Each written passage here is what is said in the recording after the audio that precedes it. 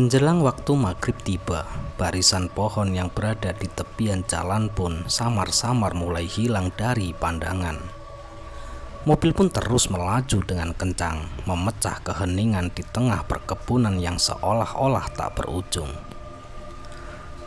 Sudah 4 jam lebih lamanya perjalanan tak kunjung sampai.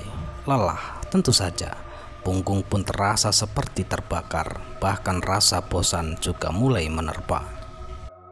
Sesekali aku pun melemparkan pandangan keluar jendela, mencoba meyakinkan diri jika semua akan baik-baik saja, mengingat banyak keraguan saat awal berangkat.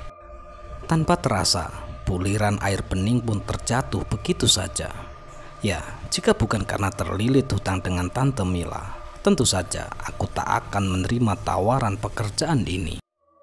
Ibu sudah kewalahan mendengar ancamannya saat berkunjung ke rumah dan tidak ada pilihan lain selain menerima tawaran gila itu. Ya, Tante Mila, dia memaksaku untuk menjadi asisten rumah tangga di salah satu temannya dengan tanpa gaji selama 1 tahun lamanya. Cukuplah untuk melunasi semua hutang ibu yang sudah membengkak demi pengobatan bapak beserta dengan bunganya. Masih lama lagi nggak sih mas? Tanyaku kepada sang sopir yang sedari tadi nyaris tanpa suara. Enggak, jawabnya singkat dengan nada sedikit ketus. Kembali ku telan kata-kata sekadar untuk menghilangkan rasa jenuh. Kami pun kembali saling terdiam, bahkan terasa dia akan membawa ke tempat antah beratah. Namun itulah kenyataannya. Saat tengah memainkan jemari, tiba-tiba saja mobil berhenti secara mendadak. Sontak saja makian serta umpatan tak hentinya keluar dari mulut lelaki berkacamata itu. Dasar, ya lu mati tah, ucapnya seraya membanting pintu mobil. Kemudian dia pun menghampiri seorang nenek-nenek tua yang berada di tengah jalan. Entah dari mana datangnya, tersesat, mungkin ketika sedang mencari kayu. Lelaki itu pun tak henti-hentinya memaki nenek-nenek tersebut, bahkan dengan setengah mendorong hingga ke bibir jalan. Segera aku pun turun, lalu mendekati mereka. Cepat masuk, bentaknya saat aku hampir saja mendekati sang nenek. Tapi ucapku terjeda. Sudah, jangan banyak bicara, atau kau tahu sendiri akibatnya, bentaknya lagi. Aku pun hanya bisa terdiam, membiarkan lelaki itu menarik tanganku dengan paksa. Endang Bali ondo. Hanya itulah yang dapat ku dengar dari mulut nenek itu. Seketika aku pun menoleh, lalu menatapnya yang terus tertunduk. Ingin rasanya segera menghampirinya kembali, namun sopir suruhan Tante Mila tak mengizinkannya untuk mendekat. Mobil pun kembali bergerak pelan, membiarkan nenek itu masih berdiri di tepi jalan. Pikiranku semakin kacau, tak tega meninggalkan nenek seorang diri. Kau sudah dibeli oleh juragan, jadi jangan coba-coba untuk kabur. Sekali lagi aku hanya bisa mengangguk. Entah kenapa perkataan nenek tadi terus bermain dalam benak. Tak kuhiraukan lagi perkataan si sopir yang menyebutkan beberapa peraturan jika berada di rumah juragan nanti. Pagar berkawat sudah mulai terlihat di depan mata. Mungkin inilah rumah juragan yang dimaksud. 2 lampu temaram menjadi penerang di masing-masing sudut pagar, menambahkan kelamnya rumah yang hendak dimasuki. Seorang pria gendut dengan susah payah mendorong pintu gerbang setelah sopir menelakson sebanyak 3 kali. Decitannya membuat bulu kuduk meremang. Jujur saja, aku mulai merasa takut. Turunlah, sudah cukup kau berlagak seperti bos yang duduk di belakang sopir, ucapnya yang kurang bersahabat sembari membukakan pintu. Sekejap aku pun merasa takjub melihat rumah megah dengan nuansa hijau. Pilar-pilarnya berukir ular serta bunga. Jika dilihat sekilas tampak mempesona. Namun lama-kelamaan malah terlihat seolah-olah ia hidup saja. Rumahnya tampak sepi, hanya terdengar gemercik air mancur yang keluar dari patung seorang wanita cantik ala keraton. Sekelilingnya terdapat pula patung-patung lelaki dan juga patung wanita dengan posisi menghadap sang ratu serta menyembahnya. Ayo cepat! Seketika aku pun terkesiap lalu melangkahkan pelan sembari membawa tas yang berisikan pakaian. Menurut Tante Mila, sang pemilik rumah sudah menyiapkan segala keperluan. Ya, jadi aku hanya membawa barang sedikit saja. "Lewat sini," bentaknya lagi. Tanpa menjawab, ku ikuti saja kemana lelaki itu melangkah melewati lorong kecil yang terletak di sisi kiri.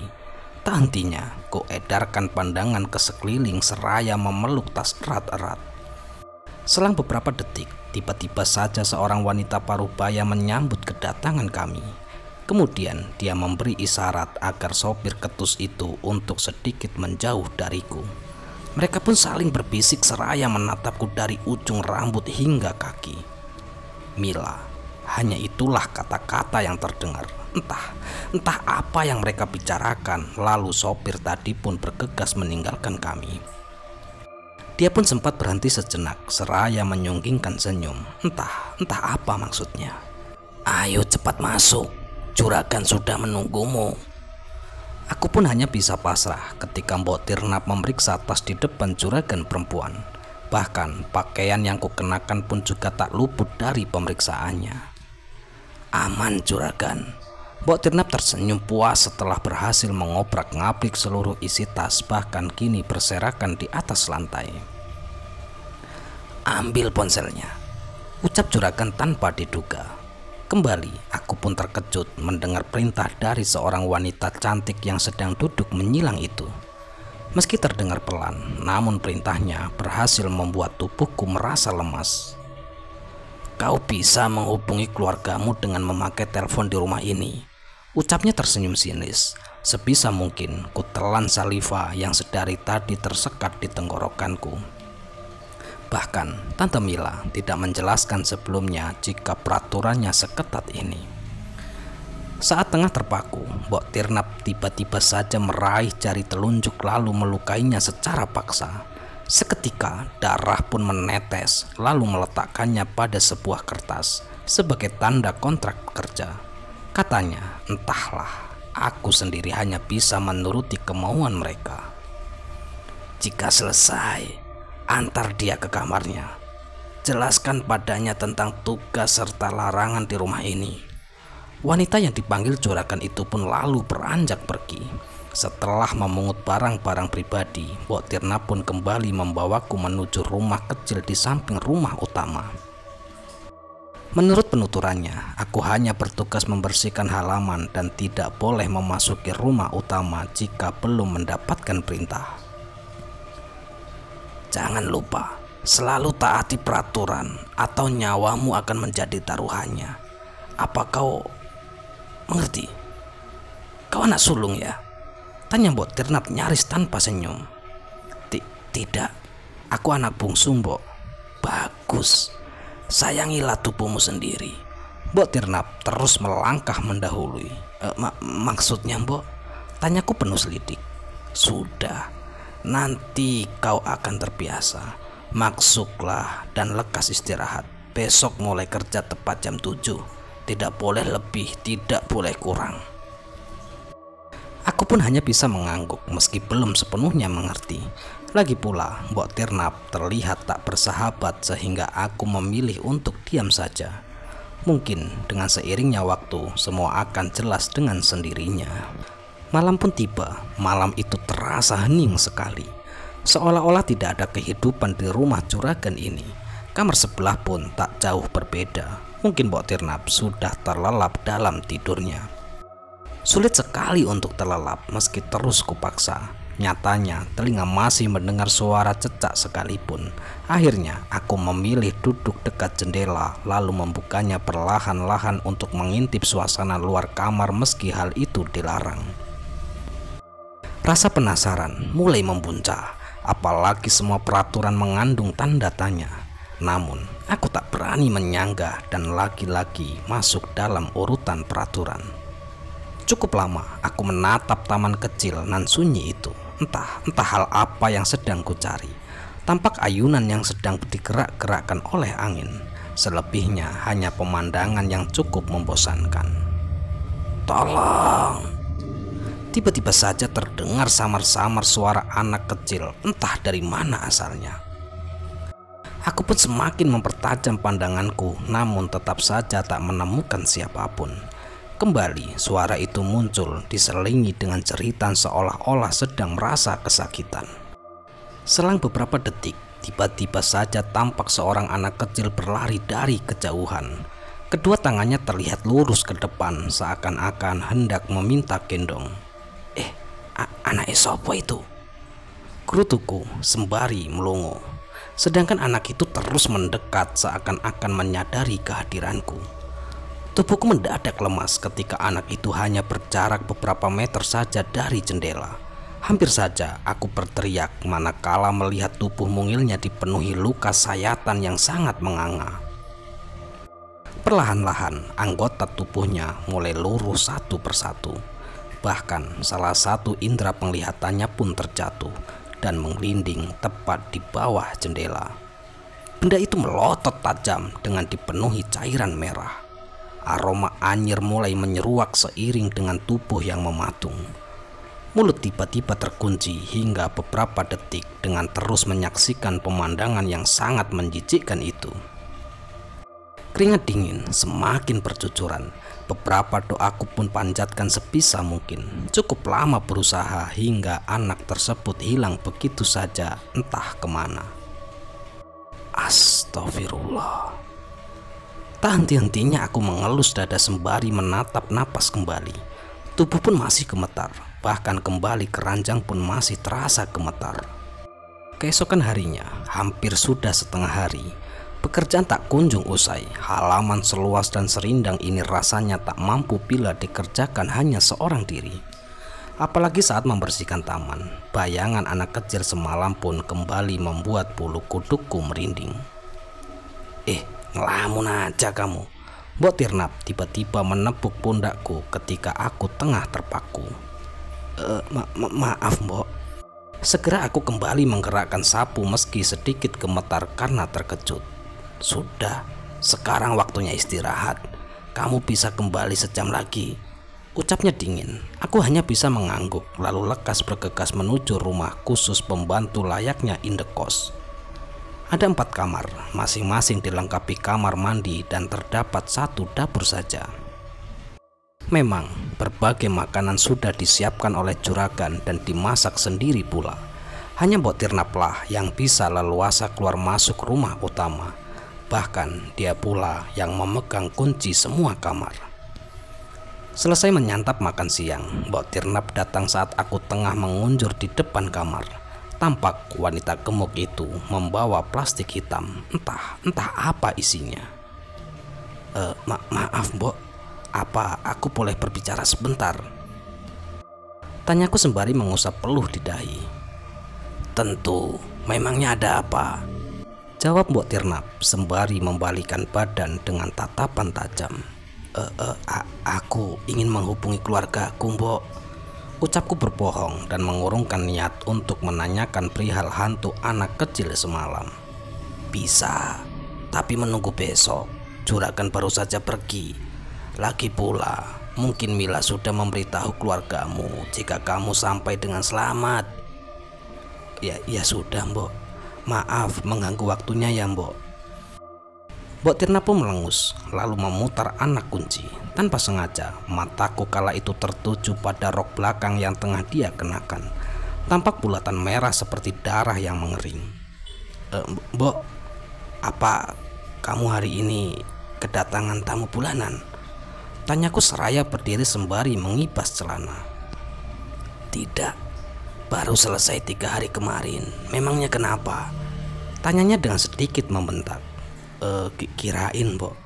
Soalnya kayak ada noda darah gitu. Tunjukku pada roknya. Oh, tadi habis membersihkan darah ayam. Mungkin tanpa sengaja terciprat. Lain kali jangan mengurusi kehidupan orang lain. Aku tidak suka. Iya, Mbok. Maaf, Mbok. Ucapku sembari tertunduk. Aku pun kembali ke tempat semula dengan perasaan campur aduk. Entah bagaimana caranya untuk tetap betah sedangkan penghuni rumah ini tidak ada yang bersahabat. Mbok Tirnap tampak sangat membenciku. Saat tengah melintas di depan kamar, terlihat jelas dia sedang menyantap potongan daging besar. Mulutnya penuh dengan makanan, membuat perutku berguncang hebat kala melihat daging yang seperti setengah matang itu. Sesampainya di taman, aku pun tak mampu lagi menahan mual. Semua makanan dimuntahkan begitu saja. Entah mengapa, aku merasa sangat jijik ketika melihat daging itu, seperti hati sapi utuh, namun sedikit lebih kecil. Waktu demi waktu terus berlalu begitu saja. Malam pun tiba, aku kembali tak dapat terlelap. Aku benar-benar trauma, bahkan suara air menetes dari keran pun membuat jantungku berirama. Bayangan wajah ibu serta bapak selalu hadir, padahal baru kemarin berpisah dengan mereka. Ingin rasanya untuk mundur, namun aku takut dengan ancaman Tante Mila.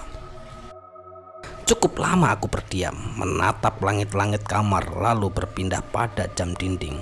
Begitu terus berulang hingga akhirnya mataku pun berhasil terpejam meski belum sempurna. Apa sudah aman? Samar-samar terdengar suara seseorang dari kamar sebelah. Nanti dulu, nanti aku cek kamar Nisa.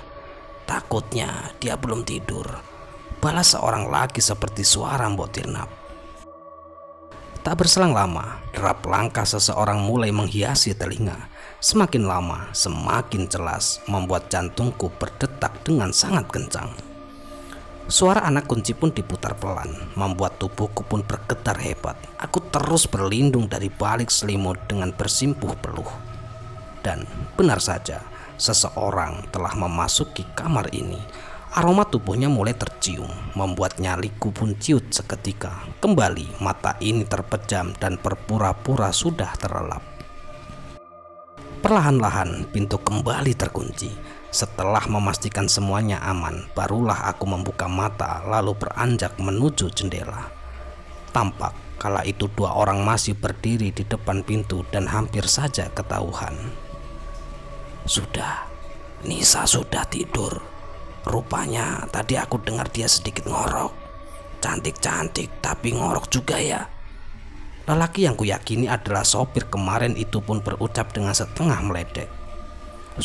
Sudah, jangan bahas yang lain. Tugas kita sudah menunggu. Apa kamu mau juragan murka? Ucap Mbok Tirnap seraya memakai sandal. Iya Mbok, tidak Mbok. Tadi kamu sudah mencampur jus Nisa dengan obat itu kan? Tanya lelaki itu lagi. Sudah. Seketika aku pun menelan ludah. Pantas saja sore tadi Mbok Tirnap memberikan jus jambu dengan memasang wajah manis. Sayangnya minuman tersebut tumpah karena tanpa sengaja tersandung kaki kasur. Sudah, ayo cepat.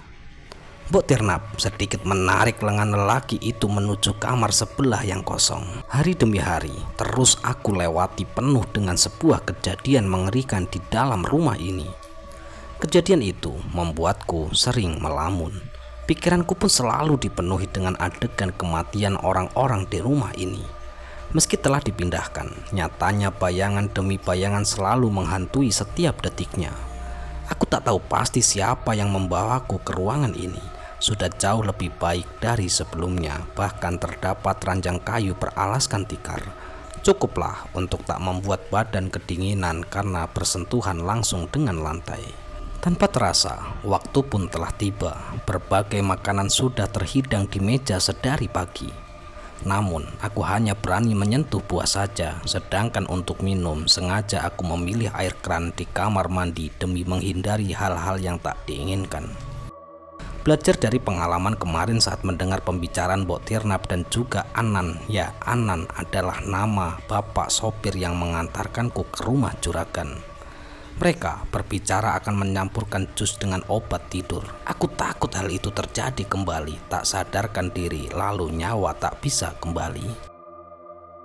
Seketika bulu kudukku pun berdiri, membayangkan tubuh menjadi santapan mereka. Bukankah itu sangat mengerikan? Hampir seharian penuh, tak henti-hentinya tubuhku pun mengeluarkan keringat dingin serta jantung yang berdetuk dengan kencang. Semoga saja nanti berjalan sesuai rencana. Jikapun gagal, tak apa-apa. Yang penting aku sudah berusaha semampunya. Kamu pasti bisa, Nis. Tenangkan dulu dirimu. Tak henti-hentinya aku menyemangati diriku sendiri seraya mengatur napas yang mulai tak beraturan. Sejenak aku pun terdiam menatap diri sendiri di depan cermin. Pikiranku kembali melayang di mana saat bersama dengan bapak serta ibu. Mereka sangat menyayangiku, bahkan tanpa sadar ada hati yang tersakiti. Nis, ibu bangga memiliki anak sepertimu, ucap ibu ketika aku selesai membantunya bekerja menjadi buruh cuci tetangga. Iya bu, sekarang makan dulu ya bu. Aku pun menyodorkan sepiring nasi beserta lauk sekali. Kamu sendiri sudah makan nak, bukankah ini jatahmu? Tanya ibu dengan menyodorkan kembali ke hadapanku. Sudah, ini buat ibu saja, ibu makan saja. Nisa masih kenyang kok. Aku pun mulai berbohong karena tak tega melihat ibu harus mengganjal perut demi anak-anaknya. Tanpa diduga, perut malah berbunyi karena menahan lapar. Tuh kan, kamu bohong lagi ya Nis. Dasar anak ibu itu. Sini-sini, kita makan berdua saja, ucapnya sembari mengelitikku. Akhirnya kami berdua pun makan sepiring berdua meski hanya dengan lauk seadanya. Aku kembali menghapus air mata ketika mengingat kenangan itu. Ibu memang tiada dua, selalu ada, bahkan membelaku ketika dijahili oleh Kak Fenty dan juga Kak Rinda. Akan tetapi siapa sangka wanita yang hampir mendekatiku sempurna itu pun ternyata bukanlah ibu kandungku. Meski aku merupakan anak dari hasil hubungan gelap, ibu mau menerima bahkan memperlakukanku selayaknya anak kandung sendiri. Begitu mulia hatinya dan rela menutupi kebenaran dariku. Terbuat dari apakah hati ibu? Jika aku berada di posisinya, belum tentu aku bisa melakukan hal serupa. Cepatlah bersiap. Anan tiba-tiba muncul dan berhasil membuyarkan lamunanku. Aku pun mengangguk pasti. Lelaki itu kembali meninggalkanku seorang diri setelah meletakkan segelas minuman di atas meja. Perlahan-lahan aku mulai meninggalkan baju lalu menggantinya dengan kemban. Selang beberapa menit, beberapa orang memakai pakaian serba hitam mulai memasuki kamar dan mengelilingiku. Sungguh saat ini aku tak dapat berpikir jernih lagi karena menahan rasa gugup. Saat itulah aku mengingat Tuhan lalu melafalkan doa-doa apa saja di dalam hatiku. Tiba-tiba saja dua orang memegangi tanganku lalu memaksa untuk menenggak minuman yang baru saja dibawa oleh Anan. Semakin memberontak, semakin pula mereka menguatkan pegangannya, hingga akhirnya aku pun terpaksa meminum hingga tandas. Begitu tersadar, aku terkejut karena sudah berada di atas sebuah meja panjang. Suara-suara aneh terdengar saling bersahutan, menandakan jika ritual tengah berlangsung. Sekuat mungkin, aku pun berusaha untuk tetap tenang sembari melirik parang berkilau sempurna yang terletak tak jauh di mana aku terbaring kini. Tenang Nisa, tenang, gumamku seraya mengontrol tubuh agar tetap tak bergerak. Selang beberapa detik, juragan pun mulai perlahan-lahan menyiramkan tubuhku dengan air bercampur dengan aneka kembang. Saat itulah aku kembali memejamkan mata ketika hampir mencapai kepala. Usai penyiraman, mereka kembali tertunduk sembari memejamkan mata seperti biasa. Para kaum kerdil mulai mengambil alih ritual dengan menggantikan posisi juragan lalu berteriak dengan bahasa yang tak pernah ku mengerti. Nisa, ayo nak, sekarang sudah waktunya, jeritku di dalam hati. Tanpa menunda lagi, aku pun segera melompat lalu meraih parang panjang yang tergeletak begitu saja di atas meja. Secepat kilat pula, aku pun berlari ke arah juragan lalu menjadikannya sebagai sandera. Semua orang mulai panik dan ritual pun mendadak gagal seketika. Jangan mendekat, atau aku akan menebaskan parang ini ke leher juragan. Semuanya diam di tempat tanpa terkecuali. Aku pun berteriak lantang seraya menyeret tubuh juragan hingga mendekati patung. Tiba-tiba saja patung mengeluarkan asap sembari terdengar langkingan keras dari dalamnya. Sebelum makhluk mengerikan itu muncul, kakiku menendang bokong hingga isinya berserakan. Beberapa orang kerdil berusaha mendekat dan aku pun terpaksa melukai leher juragan sedikit agar mereka berpikir ulang. Hentikan, hentikan, dia bisa membunuhku. Juragan terus berteriak sembari berusaha agar tetap terluka. Bagus, sekarang perintahkan anak buahmu itu untuk menghancurkan patung ini, ancamku kemudian dengan geram. Juragan pun terdiam sesaat, mungkin dia sedang berpikir. Terpaksa aku pun semakin menguatkan jepitan tanganku di lehernya. Baik, ucapnya lagi yang membuat kaum kerdil itu pun menganga sempurna. Kau ingin menantang yang mulia, Ratmi, ucap salah satu kaum kerdil. Cepat lakukan, atau kau yang akan menjadi tumbal berikutnya, ancamku kembali kepada juragan. Ayo hancurkan patung itu, teriak juragan kemudian dengan suara lirih. Tiba-tiba saja hening, mereka tidak ada yang berani mendekati patung. Lalu terlihat Anan menempakkan keberadaannya. Dia lekas menghantam patung sekali dengan kursi hingga sebuah benda berkilau terlempar begitu saja lalu menggelinding tepat di depanku. Seluruh asap serta lengkingan seketika lenyap dan kini digantikan dengan orang kerdil yang menjerit histeris. Bahkan ada pula yang terlihat berguling-guling di atas lantai sembari berteriak kesakitan. Wajah mereka mulai berubah, bahkan ada pula yang tubuhnya mulai meleleh tanpa sebab. Sekarang lepaskan dia. Anan masih berusaha mendekat namun bisa dicegah olehku. Tidak semudah itu, pria licik. Aku menyunggingkan senyum seraya semakin mendekatkan parang ke leher juragan. Bergerak sedikit saja, tentu leher juragan akan tersembelih. Anan mendengkus kesal, lalu kembali melontarkan pertanyaan. Apalagi maumu, ha? Tanya Anan kemudian. Bawa kotak hitam yang berada di kamar juragan dan serahkan kepadaku. Jawabku yang membuat Anan serta juragan terkesiap. Tidak, aku tidak akan mengizinkannya, ucap juragan keberatan. Begitu, baiklah. Jangan salahkan aku jika bertindak kasar. Aku pun kembali menggoreskan sedikit ke leher juragan hingga darahnya menetes ke lengan. Jangan, aku akan mengambilnya. Anan berusaha menghalau lalu bergegas pergi. Kenapa kau tega, Anan? Juragan mulai terisak dan buliran beningnya mulai membasahi lenganku. Aku sangat mencintaimu, Ratmi. Tentu aku tak ingin kehilanganmu. Anan terus saja melangkah meski juragan berulang kali memanggilnya. Aku pun semakin mencekik juragan ketika salah satu anggota sekte hendak melarikan diri. Mereka kembali membungkuk ketika juragan memerintahkan untuk tetap diam di tempat. Tampak dari kejauhan, Anan membawa kotak hitam dengan tergesa-gesa. Aku menyunggingkan senyum lalu meminta Anan untuk segera menyerahkannya kepadaku. Kau bisa mengambilnya dengan sistem barter. Anan mulai memainkan peran yang membuatku sedikit kebingungan.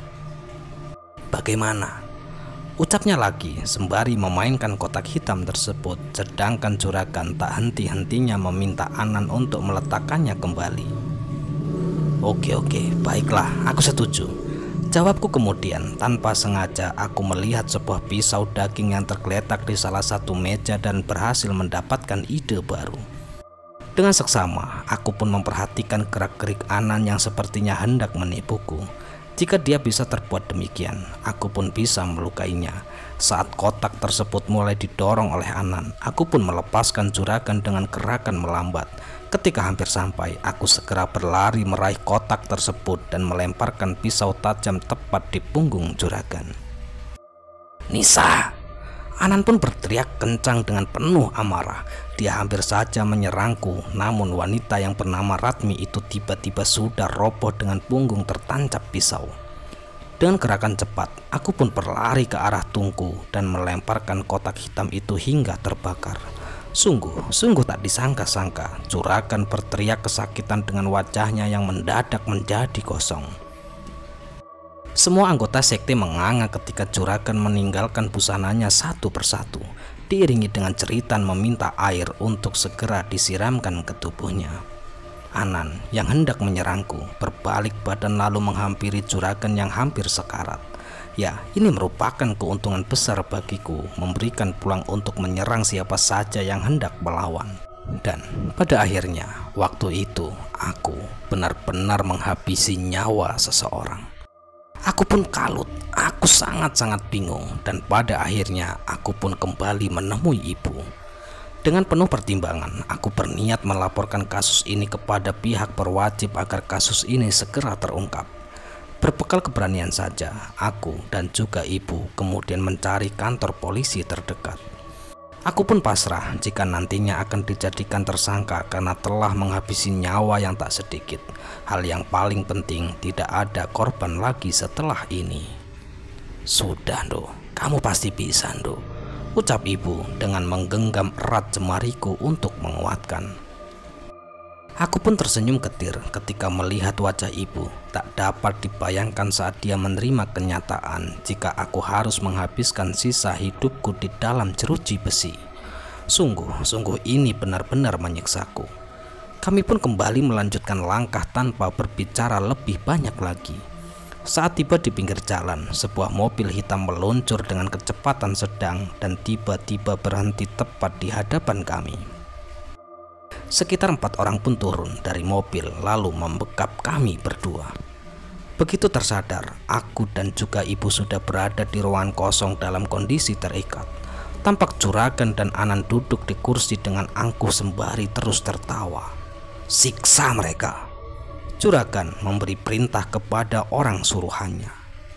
Jangan siksa ibuku, ucapku keram sembari terus berusaha melepaskan ikatan. Kau sungguh anak baik, Nisa. Akan kukabulkan permintaan terakhirmu ini, jawabnya sembari mendecap-decap. 3 orang lelaki mengapit tubuhku hingga ke hadapan juragan yang tak henti-hentinya tertawa dengan penuh kemenangan. Kalau kau berteriak sakit sekali lagi, aku akan menyakiti ibumu ini. Juragan mulai memainkan belati di wajah ibu sembari tertawa. Jangan lakukan itu. Siksalah aku hingga kalian puas, ucapku sembari melihat ke arah ibu yang mulutnya disumpal lakban. Mereka mulai mencambuk bahkan menendang tubuhku secara bertubi-tubi. Tidak ada jeritan, aku hanya bisa menahan sakit tanpa mengeluarkan suara. Aku pasrah jika akan berakhir seperti ini asalkan mereka tidak melukai ibu walau hanya sekedar goresan kecil. Lama sekali menahan rasa perih. Akhirnya pertahananku semakin melemah. Apalagi darah tak henti-hentinya mengucur dari sudut bibir dan juga hidung. Pandangan juga mulai kabur. Namun siksaan dari juragan tak kunjung henti. Angkat tangan. Samar-samar terdengar suara, namun aku tak dapat melihat secara pasti siapa yang datang. Kamu sadar juga, Nduk? Ibu pun memelukku erat sembari terisak. Untuk sekian kalinya aku mendengar kata-kata sakti itu setelah sadar dari pingsan. Seraya diberikan kesempatan hidup berkali-kali dan aku sangat mensyukurinya. Ucapku terjeda karena tiba-tiba merasakan sakit yang luar biasa di sekujur tubuh. Sudah, polisi telah menangkap mereka, termasuk kakakmu, Nduk, Fenty dan juga Rinda. Mereka ternyata terlibat dalam sindikat haram, Dok. Ibu terus terisak. Dapat kurasakan bagaimana hancurnya perasaan ibu saat ini. Mustahil jika dia rela Kak Fenty dan juga Rinda ditangkap polisi. Bagaimanapun, dia adalah anak kandungnya sendiri. Tidak ada seorang ibu yang tega melihat anaknya menderita. Tanpa terasa, aku ikut tenggelam dalam kesedihan ibu. Entahlah siapa yang berhasil melaporkan juragan kepada pihak berwajib dan datang sebelum aku meregang nyawa. Nisa, bagaimana kabarmu, Nisa? Seorang gadis yang tak begitu asing datang dengan membawa buah tangan. Tanpa bisa menjawab, aku hanya mengedipkan mata sembari tersenyum, menandakan jika sedang baik-baik saja. Baik dalam artian mensyukuri karena nyawa masih melekat di badan. Semua ini berkat-Mu, Nis. Kami sangat berterima kasih. Berkat kegigihanmu, semangat, kami bisa bangkit. Rumah juragan telah didatangi polisi dan menyelamatkan orang-orang yang tersiksa, termasuk suami juragan yang telah lama disekap, ucapnya sembari tertunduk. 2 orang lagi yang menyelamatkanmu kemarin nyawanya tak tertolong lagi, Nis, karena dicincang oleh juragan. Hanya aku yang tersisa sebab bisa secepatnya bersembunyi dan keluar dari hutan saat pagi. Gadis yang belum ku ketahui namanya itu melanjutkan cerita. Aku hanya bisa terdiam tanpa berkata-kata hingga akhirnya kepalaku pun mendadak sakit serta tubuh yang mulai gemetar hebat.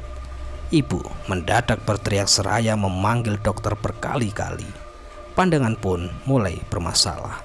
Tampak bapak-bapak sedang tersenyum seraya mengelus rambutku dengan lembut. Di sekelilingnya ada seorang ibu-ibu setengah baya tengah menunggu sembari melambai-lambaikan tangan.